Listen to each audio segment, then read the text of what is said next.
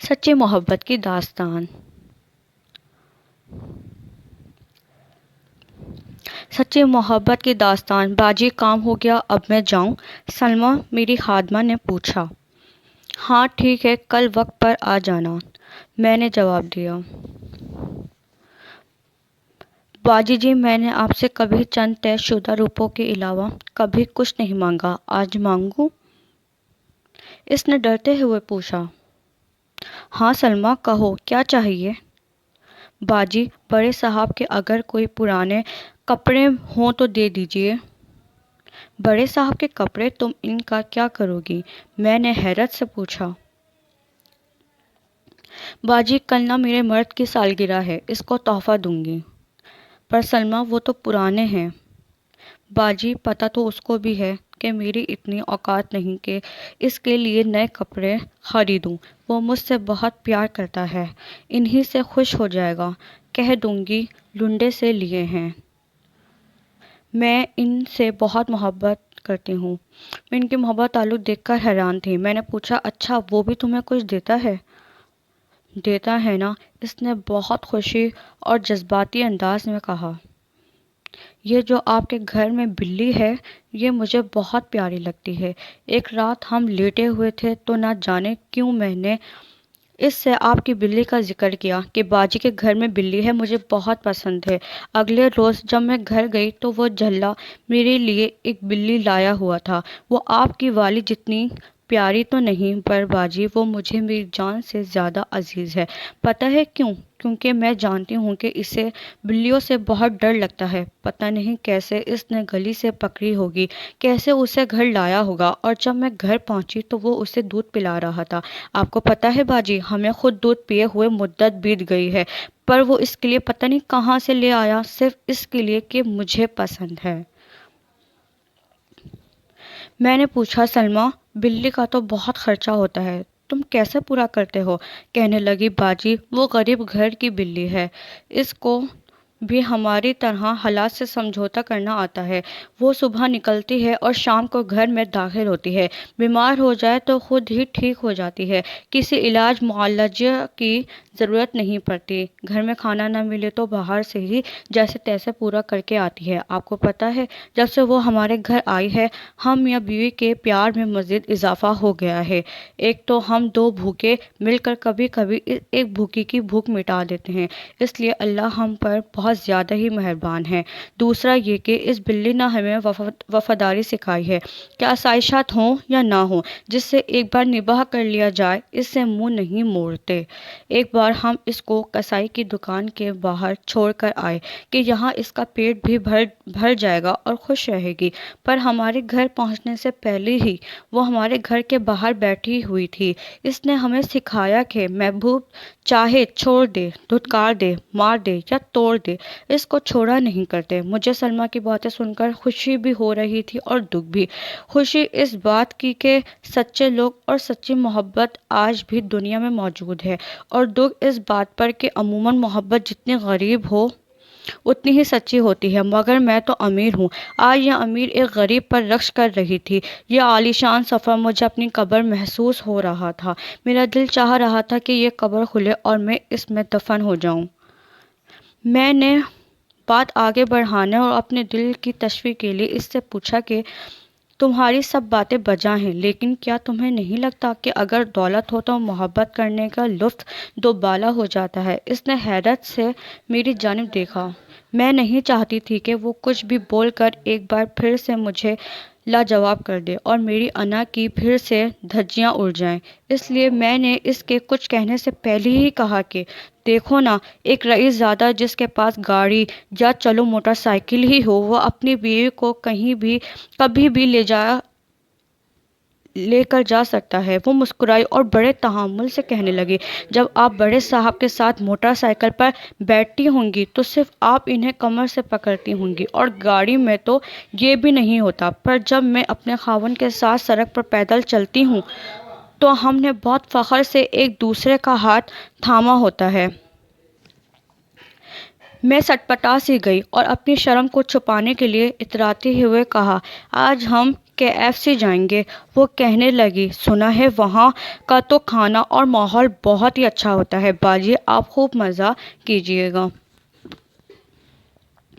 میری باتوں کا اس پر کوئی اثر نہیں ہو رہا تھا۔ میں نے اس کو تیش دلانے کے لیے کہا، تم کیا کرتی ہو جب تمہارا کچھ اچھا کھانے کا من ہوتا ہے؟ باجی، میرا ہر کھانا ہی اتنا اچھا ہوتا ہے۔ تیمور کے ہاتھ سے کھائے ہوئے لقمے کی لذت کے بعد مجھے کسی KFC کی طلب ہی نہیں رہتی ہے۔ سنا ہے زندگیوں میں سکون نہ ہو تو لوگ KFC جا کر بھی صرف لڑتے ہی ہیں۔ اس نے مجھے ہمیشہ کی طرح لاجواب کر دیا تھا۔ اب میرے پاس نہ کہنے کو کچھ تھا نہ پوچھنے کو۔ ڈرتے ڈرتے میں نے اس سے آخری سوال پوچھا، سلمیٰ، یہ سب کیوں، کیسے اور کس کو ملتا ہے؟ باجی، یہ سب رب کریم کی دین ہوتی ہے، لیکن کسی بھی چیز کے حصول کے لیے توکل بہت ضروری ہے۔ توکل سے احساس ہوتا ہے کہ آپ کو اپنے اللہ پر کتنا بھروسہ ہے۔ توکل امیر یا غریب کی میراث نہیں۔ اسی طرح خوشیوں کا تعلق بھی کسی امیر یا غریب کے ساتھ نہیں۔ خوش ہر وہ انسان ہوتا ہے جس کو اپنے رب پر بھروسہ ہو اور جس کو تھوڑے میں گزارا کرنا آ جائے۔ آگے بڑھنے کی کوشش بھی ایک صبر طلب کام ہے۔ اگر اس میں صبر نہ ہو تو انسان کی ضروریات اور خواہشات بڑھتی ہی رہتی ہیں، اور اس لیے کبھی اس کو اپنا آج جینے اور جو آج اس کے پاس ہے اس کا مزہ لینا نصیب ہی نہیں ہوتا ہے۔ پر عموماً یہی دیکھا گیا ہے کہ غریب کی زندگی کتنی ہی حل ہو کیوں نہ ہو، محبت آسودہ حال ہی ہوتی ہے۔ اس کی وجہ یہ ہے کہ ہمیں تھوڑے میں گزارا کرنا آتا ہے۔ غریب کا ذہن انہی خیالات کا آشیانہ ہوتا ہے، جبکہ امیر کو کبھی کوئی سوچ آتی ہی نہیں۔ شاید ان کا دماغ ان کے پیٹ میں ہوتا ہے، وہ بس اپنے پیٹ سے ہی سوچتے ہیں۔ ان کا پیٹ ان کو صبر و تحمل سے کام لینے نہیں دیتا، اور ہماری تو شادی ہو یا میت ہم سب سمجھوتہ ہی کرتے ہیں۔ ہماری پیدائش سمجھوتہ، ہماری موت سمجھوتہ اور ان کے بیچ بھی بس سمجھوتہ۔ اس لیے ہم خوش رہتے ہیں۔ ہمیں پھٹی ہوئی چٹائی پر بھی اتنی اچھی نیند آتی ہے جتنی آپ کو اس مہنگے پلنگ پر بھی نہیں آتی ہوگی۔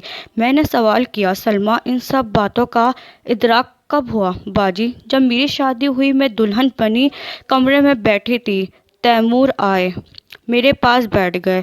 ہماری پسند کی شادی تھی، تو میں نے بڑی بے باکی سے کہا کہ جب تک محبوبہ تھی کہتا تھا شادی کر لے، آج تیری دلہن بنی تیرے سامنے بیٹھی ہوں تو گھونگھٹ بھی نہیں اٹھا رہا۔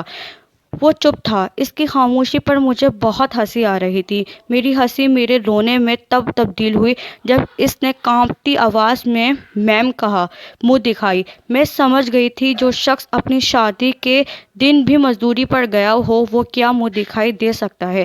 میرے آنسو یہ سوچ کر تھم ہی نہیں رہے تھے کہ انسان کس قدر مجبور ہو جاتا ہے۔ خدا کا بے شمار شکر ہے کہ میرے چہرے پہ گھونگھٹ تھا۔ اگر آج وہ میرے آنسو دیکھ لیتا تو ساری زندگی خود سے نفرت کرتا۔ امیر آدمی کے لیے اپنی محبت ثابت کرنا کتنا آسان ہے نا باجی۔ ایک گاڑی، ایک انگوٹھی، یہ ایک موبائل اور بس محبت ثابت۔ جبکہ غریب آدمی کو اپنی محبت ثابت کرنے کے لیے اپنی جان دینی پڑتی ہے۔ تاریخ اس چیز کی گواہ ہے، پر میں تاریخ بدل دوں گی، میں توڑ دوں گی سب رسمیں، بغاوت کروں گی سب رواجوں سے۔ میں بنوں گی وہ عورت جس کی محبت پاک ہوگی، ہر چیز سے پاک ہو، ہوس، مطلب، جھوٹ، دغا اور دولت۔ اور یہ سوچتے ہی میں نے اپنا ہاتھ گھونگھٹ کے اندر لے جا کر اپنے آنسو صاف کیے، اور یہ چھپ کر آنسو صاف کرنے کی مہارت مجھ میں بچپن سے ہی تھی۔ میں نے اپنا گھونگھٹ ہٹایا، اس کو لٹایا اور اس کے سینے پر سر رکھ کر لیٹ گئی۔ اس کی دھڑکن سے لگ رہا تھا جیسے اس کا دل پھٹ جائے گا۔ میں نے کہا، شکریہ تیمور۔ اس نے دبی آواز اور حیرت سے بھرے لہجے میں پوچھا، کس لیے؟ میں نے کہا، اتنی اچھی منہ دکھائی کے لیے۔ اس لمحے کے لیے میں ایک مدت تڑپی ہوں۔ اللہ سے سجدے میں تمہیں مانگا ہے۔ آج تم اس قدر قریب ہو کہ میں تم میرے ساتھ ہو، تم میرے پاس ہو، اس سے بڑھ کر منہ دکھائی کیا ہو سکتی ہے بھلا؟ وہ خاموش تھا اور اس کی خاموشی مجھے کھا رہی تھی۔ میں نے اس کو سمجھایا، مجھے تم چاہیے تھے تیمور، صرف تم۔ میری اور کوئی خواہش نہیں تھی، اور خواہشات جتنی کم ہوں زندگی اتنی ہی پرسکون ہوتی ہے۔ آگے بڑھنے کی طلب سب کو ہے، زندگی کو بہتر ہر انسان بنانا چاہتا ہے۔ سہولیات زندگی اور ضروریات زندگی ہر انسان کو درکار ہوتی ہیں اور ہونی بھی چاہیے۔ ان کی اہمیت سے میں انکار نہیں کر سکتی، اور ہم ساتھ مل کر اپنی ضروریات پوری کرنے کی کوشش بھی کریں گے۔ لیکن جب تک ہمارے پاس یہ سب نہیں ہے، تب تک صبر و شکر کے ساتھ مسکرائیں گے اور جی بھر کے مسکرائیں گے۔ میں بڑی بڑی کوٹھیوں میں جھاڑو پوچھا کرنے جاتی ہوں۔ میں نے ان ہوادار محلات میں بھی لوگوں کا دم گھٹتے دیکھا ہے، کیونکہ انسان کی خواہش کی کوئی انتہا نہیں ہوتی۔ یہ کمینہ نفس ہمیشہ بہتر سے بہتر مانگتا ہی رہتا ہے۔ اس کی پیٹ کی دوزخ کبھی ٹھنڈی نہیں ہوتی، اس لیے کم ہو یا زیادہ مجھے پرواہ نہیں۔ مجھے جو چاہیے تھا اللہ نے مجھے عطا فرما دیا ہے۔ تم تھے میرا مقصد، باقی سب تو ضروریات ہیں۔ میں اپنے مقصد کو اپنی ضروریات کی خاطر چھوڑ نہیں سکتی۔ ضروریات مقصد کو پانے کے لیے ہوتی ہیں، مقصد ضروریات کو پانے کے لیے نہیں۔ میں آج اپنے مقصد کے حصول کے بعد خوش ہوں، بہت خوش، اور ہمیشہ رہوں گی۔ شکریہ۔